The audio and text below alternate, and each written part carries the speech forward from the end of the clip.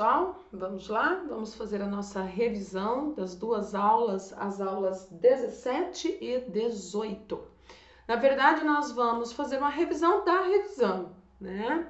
E com isso, pessoal, nós vamos encerrando aqui essas aulas, né, que diz respeito ao conteúdo já então trabalhado durante o primeiro trimestre, e a partir das próximas semanas, né, nossas revisões vão direcionar as aulas, então, já do segundo trimestre, ok? É importante, então, que qualquer que tenha dúvida que tenha ficado aí, vocês revisem essas aulas ou utilizem nossos atendimentos online, que vão estar agora já agendados as nossas segundas aulas da semana, conforme o calendário de aulas disponibilizado pela escola, certo? Então, toda a nossa segunda aula da semana, nós teremos 30 minutos online para que vocês tirem dúvidas, façam perguntas, comentários relacionados à nossa disciplinas, beleza? Então, nós vamos, a princípio, falar um pouquinho sobre a escola helênica, né, o helenismo, que é essa forma de pensar que surge aí no século III,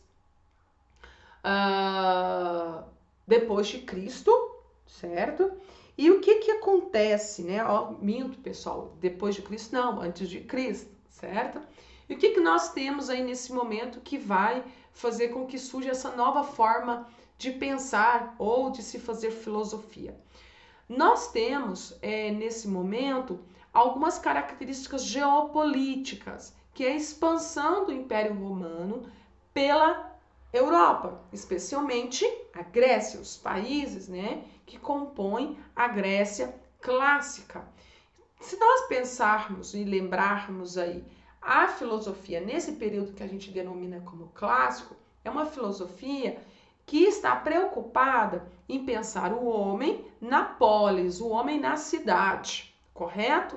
As relações desse homem para com os outros, no coletivo, em sociedade. Bom, acontece que quando os romanos conquistam os territórios gregos, o pensamento filosófico ele tem a necessidade de se reformular, de atender à nova necessidade. O grego dá a entender que a administração da cidade fica a cargo de um grupo de pessoas, os políticos, os senadores, certo?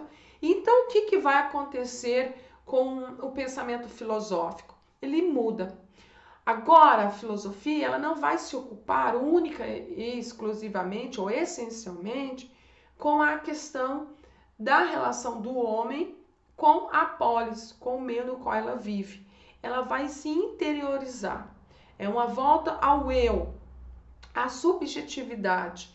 Então, o pensamento helênico é marcado por 4 escolas fundamentais que ainda hoje, tá, alimenta muito da nossa forma de pensar e buscar compreender a realidade, o mundo. A primeira escola que nós vamos destacar aí, né, é a escola. Cadê aqui? Deixa eu me situar. Cadê? Prof, cadê? Me perdi aqui, tá? Epicurista, né? O epicurismo, assim também como o estoicismo, né, vão falar dos sentimentos, do modo em que o homem se vê diante do mundo, com sentimentos tipo prazer, a dor. Então, no epicurismo, a felicidade, né, o prazer é algo vivido e vivenciado na ausência da dor, tá? Os epicuristas vão buscar a maximização do prazer, ou seja, né, promover o aumento do prazer e, ao mesmo tempo que a gente faz esse caminho de aumentar as sensações de prazer, de felicidade, o inverso acontece. o distanciamento da dor, certo? Então, nessa perspectiva, o epicurismo vai perguntar como eu consigo isso, como eu consigo aumentar o prazer e diminuir, então, a dor. E aí, nós vamos encontrar aqui, deixa eu me situar, que eu estou meio perdida aqui, pessoal. Eu abri um monte de janelinhas e agora me perdi. Então, o que eu devo perguntar, no mesmo sentido, como eu atinjo essa maximação do prazer e diminuo, então, a dor. Uma das formas, né, de se pensar isso é não perturbação da alma. O que significa isso? É observar a realidade, mas não se envolver imediatamente com os acontecimentos. É buscar observar e interagir o menos possível com isso que está acontecendo. Isso é uma característica quase que necessária para os gregos nesse período, porque eles estavam sendo invadidos ou tomados, né, por um grupo de novos gestores. Então, os romanos estavam ganhando território. E o que acontece aí nessa situação? É preciso que o homem grego, dentro da sua derrota política e geopolítica, acalme a sua alma. Não há condições de sair às ruas e brigar com o exército romano. Então, eles vão buscar aí atingir um estado de ataraxia, que é a ausência de perturbação da alma. Observar os eventos, que esses eventos eles nos atingem, né? Não há como nós escolhermos não sermos atingidos por eventos. O que a nossa escolha é sobre o modo que esses eventos nos atingem, como nós reagimos a eles. Essa é uma escolha nossa. Agora, como eles caem sobre nós, essa é uma situação aleatória das circunstâncias, né? Sociais, políticas, econômicas. Então, essa a gente não tem como fugir, certo? Agora, o modo em que nós nos afetamos, permitimos que sejamos afetados, essa forma há como escolher. Então, eles escolhem essa condição, né, de ataraxia, de não perturbação da alma. E aí, isso promove uma espécie de caminho para a felicidade. Então, nós vamos ter aí os epicuristas, né, que vão dizer que a felicidade reside na falta da dor e da perturbação. Dão origem, então, a uma corrente chamada hedonismo, né, que são a maximação dos momentos de prazer. Então, se eu tenho uma situação que me dá prazer, que eu aprenda a prolongá-la, né, sabedores que ela vai passar. Então, isso, de certa forma, acalenta a alma que é o espírito, a psique, viu, pessoal? É importante lembrar isso. Então, eles também vão fazer uma outra prática que chama autarquia. O que é autarquia? É dar hierarquia aos sentimentos, tá? Ou, né, aos prazeres, que são alguns natural e necessários, natural e não necessário, não natural e não necessário. Então, natural e necessário, alimentação. Ela é natural e ela é necessária. Natural e não necessário. Nos dias de hoje, natural ir ao cinema, mas é necessário diante do momento que nós estamos vivenciando hoje?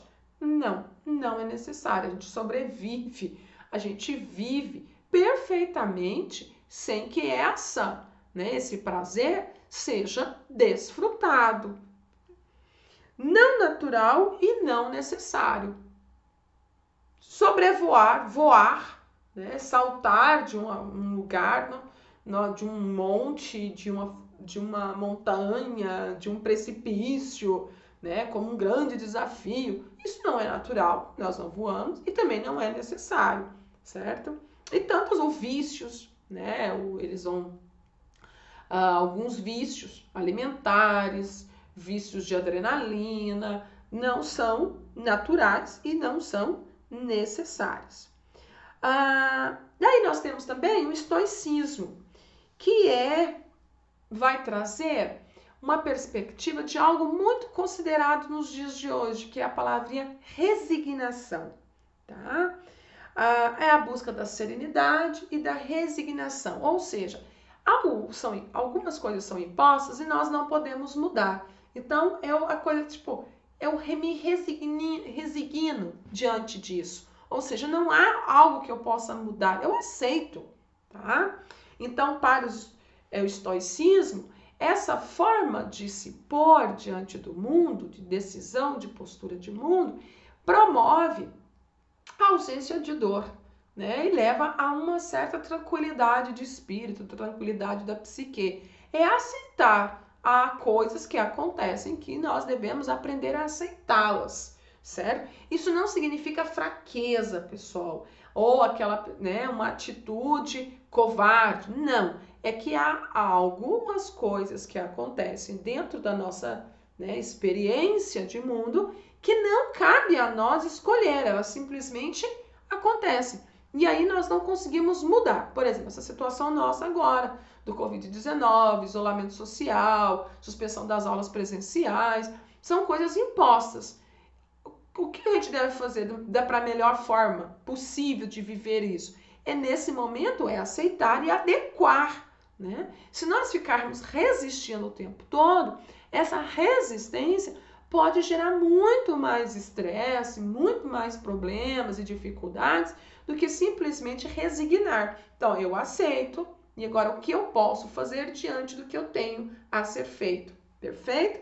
Então, leva a um certo cultivo da apatia? Sim, porque agora nesse momento não há muita coisa a fazer, né? Diante da nossa situação de aulas suspensas, o que há a fazer é lançarmos mão daquilo que está posto aí, né? Esses meios de aulas, reservar um horário para que a gente possa estudar e etc. É amenizar o prejuízo. Mas se nós, de repente, aí, né, decidimos, vamos ocupar as escolas, o transtorno disso é muito maior. Então, a forma nesse momento, é uma apatia mesmo, né? É um estado que nos deixa assim inconformados, mas infelizmente é também uma forma de lidar com os problemas e com os desafios. O estoicismo, ele tem uma outra vertente que é a negação dos prazeres e a valorização das virtudes. Então há uma hierarquia de prazeres. Os prazeres corporais para o estoicismo não são prazeres que devem ser o quê? Cultivados. Em contrapartida, devem ser cultivadas virtudes como sabedoria, a busca pelo conhecimento, a justiça, né, que é a condição de viver de uma forma correta, a temperança, o justo meio, né, buscar viver fora das bordas, né, fora dos limites, ou seja, dentro do justo meio, né? Lembra um pouquinho Aristóteles, né? Temperança. E a fortaleza, ou seja, me fazer forte. Então lembre aqui, né? As propostas do estoicismo, elas são propostas para que a gente consiga lidar melhor com as adversidades dentro daquilo que é possível sem criar maiores transtornos, tá? Então, para os estoicismo, deixa para nós, a teoria estoicista deixa para nós aqui um aprendizado, né? De saber lidar com as coisas das formas que elas vêm, né? Algumas nós podemos alterar, outras não. Essas que nós não podemos alterar, nós simplesmente aceitamos. Bom, o cinismo vai trazer uma perspectiva de que a vida social nada mais é do que o que? Ilusão. Conveniências, né? Acordos artificiais, certo? Então, para os cínicos, as nossas convenções sociais é para satisfazer uma forma pobre e frágil de viver, tá? Eles vão acabar defendendo que viver de uma forma verdadeira é viver conforme a natureza. Então, os artifícios que a sociedade cria, as convenções sociais que a sociedade cria, nada mais é do que uma forma espetaculosa, artificial de vida, que muitas vezes inflige sofrimento a grande parte da sociedade.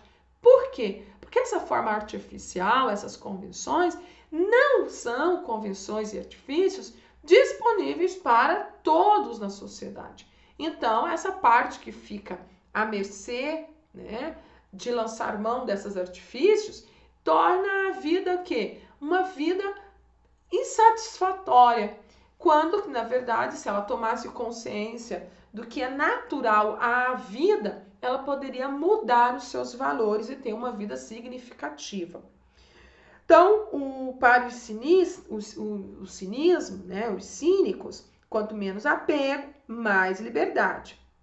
Aí nós temos a figura do Diógenes, né, que vai sempre se contrapor a essa vida social cheia de rótulos, cheia de convenções, né, de hierarquias, de falsas, né, ideias, de idealizações, a ideia de que nós devemos praticar o desapego. Então, nós temos aí algumas vertentes, né, dessas concepções ainda nos nossos dias. Nós ouvimos falar bastante sobre isso, né? O minimalismo é uma forma, né, contemporânea de uma postura cínica diante da sociedade, não dá valor excessivo a coisas, né, padrões de vida social, econômico, e que muitas vezes significa muito mais sofrimento do que prazer. Uma outra corrente aí, né, que nós vamos ter é o ceticismo, né, os céticos, que vai não está na aula de vocês, ali presente na aula de vocês, mas que vale a pena ser reforçada aqui, que é a postura de que não há possibilidade de se estabelecer uma verdade, uma certeza sobre as coisas, né? Os céticos são os sujeitos que a todo tempo está suspendendo o juízo sobre aquilo que é posto. É uma espécie de postura que vai lembrar, de repente, o niilismo, né? Que é não crer na possibilidade de que algo possa ser dado como verdade absoluta, parâmetro, né? É um tanto quanto problemático, mas é também uma forma de recusar aquele mundo que naquele momento se mostrava para os gregos desse período aí. É importante que a gente situe quem são esses sujeitos, né? O que acontecia. Então, diante dessa invasão de uma cultura, de povos, de governo sobre o território grego, esses pensadores viram-se jogados em circunstâncias diversas e eles tomaram essas posições para que pudessem lidar da melhor forma possível com isso. E aí, em seguida, né, a aula 18, ela vem trazendo o quê? Ela traz para nós, então, a questão da filosofia medieval. Então, ela faz um salto, né? Um salto e não. Por quê? Porque na filosofia medieval, quando nós vamos para o período medieval, nós temos o quê? A ascensão desse Estado romano, certo? O fortalecimento do Estado romano e características muito específicas quando nós vamos tratar da filosofia medieval. Características específicas aí, né, que fizeram desse período um marco na história da humanidade, da história da civilização ocidental, especialmente ocidental, a questão da relação, né, entre poder político, que é o Estado, poder religioso, que é a igreja, e saber, que é a filosofia. Então, nós vamos ter esses três, né, esses três aspectos em harmonia. Então, a filosofia, nesse instante, ela vai se servir da teologia, que também se serve, né, que o Estado também vai se servir. Então, nós temos uma teocracia. Então, é importante ressaltar aí que nesse contexto, né, geopolítico, nós vamos ter as concepções religiosas pautando o pensamento ético e o pensamento político, organizando a cidade, a política, e organizando, né, aquilo, as leis, que é o campo jurídico, e também organizando a formação do pensamento, fomentando o pensamento, que está no campo da filosofia. Então, a ação, o agir humano nesse momento é um agir correto, né, dado como correto, é aquele que está mais próximo possível do divino, do que é determinado pela divindade. E aí nós vamos ter importantes personagens. Constantino é um desses personagens, é o fundamental, porque quando ele, como imperador romano, determina o cristianismo como a religião do Estado, todas as outras dimensões que compõem a vida social vai estar submetida, né, a essa decisão. Então, nós vamos ter aí um forte movimento de conversão ao cristianismo. Quem não é cristão agora é dado como um pagão, certo? Então, nós vamos ter nesse primeiro momento Santo Agostinho, né? Esse momento de trabalhar a conversão, a propagação do evangelho cristão. Nós temos a figura de Santo Agostinho, que irá, né, também trabalhar novas formas de pensar e organizar o mundo e o conhecimento do Ocidente. Então, as teorias as perspectivas pagãs, né, tinham cada uma delas suas narrativas sobre a origem do mundo. Então, os gregos tinham suas narrativas míticas e cada outros povos tinha suas narrativas específicas, que agora consideradas pagãs. A narrativa cristã, né, é a narrativa da criação do mundo por um Deus. Então, aí nós temos a criação do mundo na perspectiva cristã. A ideia de um pecado original, o homem peca, o homem cai. A ideia também, né, monoteísta. Então, os pagãos, por muitas circunstâncias, tinham mais de um Deus. E aí agora a determinação de um único Deus, né? O Deus cristão. E a ideia da Trindade, Pai, Filho e Espírito Santo. Então, todas as formas de pensar a política, a ética, o conhecimento, né? A ciência propriamente dito, vai estar pautado nessas ideias, tá? São Paulo, que é o apóstolo mais venerado por esses padres, né, e teólogos desse período, vai ditar as cartas que depois, né, nós encontramos aí nas encíclicas da igreja. Então, nós vamos ter aí o Santo Agostinho, né, com a ideia da patrística, né, que vai discutir sobre a Trindade, né, e esse primeiro momento aí de conversão dos novos cristãos. E lá no final já, né, do período século XIII, né, do período medieval, nós temos Tomás de Aquino, que vai, então, retomar algumas concepções de Aristóteles. Tá? Então, Santo Agostinho retoma Platão, né, cidade de Deus, cidade dos homens, certo? O pecado, o mal, não é criação divina, é ausência de bem, então é uma prática puramente humana. E aí Tomás de Aquino vai vir conciliar aí a filosofia de Aristóteles ao pensamento cristão, vai trazer a concepção das 5 vias, né, da existência de Deus, tá?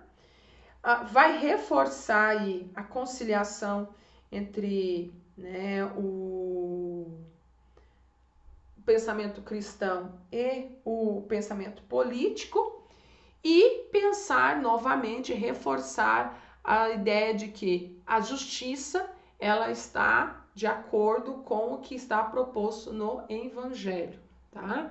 Então, Deus é o exemplo sublime de justiça. E para que a cidade seja justa, para que os seus gestores sejam, né, gestores que busquem a justiça, devem estar eles e os cidadãos seguindo, né, o mais próximo possível aquilo que está determinado nas escrituras, certo? Então, esse é o período que nós conhecemos como período medieval. Essas são as características comuns.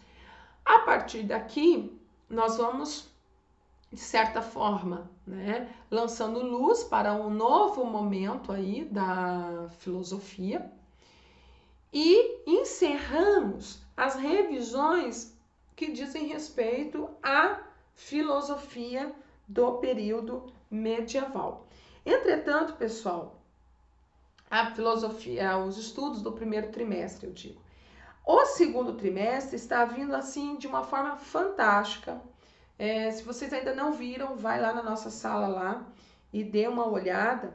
O conteúdo do segundo trimestre, nós vamos retomar, né, essa teoria cristã de uma forma mais pontual. Vamos aí, Agostinho, Tomás de Aquino, conhecer o protestantismo, a ética humanista, né, as propostas de Hume sobre a questão da moral, trazer um pouquinho mais sobre a questão do filósofos contemporâneos até bem interessantes, que tipo Nietzsche, conhecer um pouquinho as perspectivas da moralidade africana. Então, o conteúdo do segundo trimestre está fantástico, certo? Eu espero que a gente tenha conseguido lançar luzes sobre aquilo que a gente já tem falado nas aulas anteriores, né? Por isso que eu digo para vocês a revisão da revisão de revisão. Então, vá lá, não deixe de fazer a atividade da aula 17 e da aula 18 e 19, tá? E procure na nossa segunda aula estar online para que a gente possa, né, promover um bate-papo interessante sobre o conteúdo da semana, perfeito? Tchau para vocês, nos vemos aí.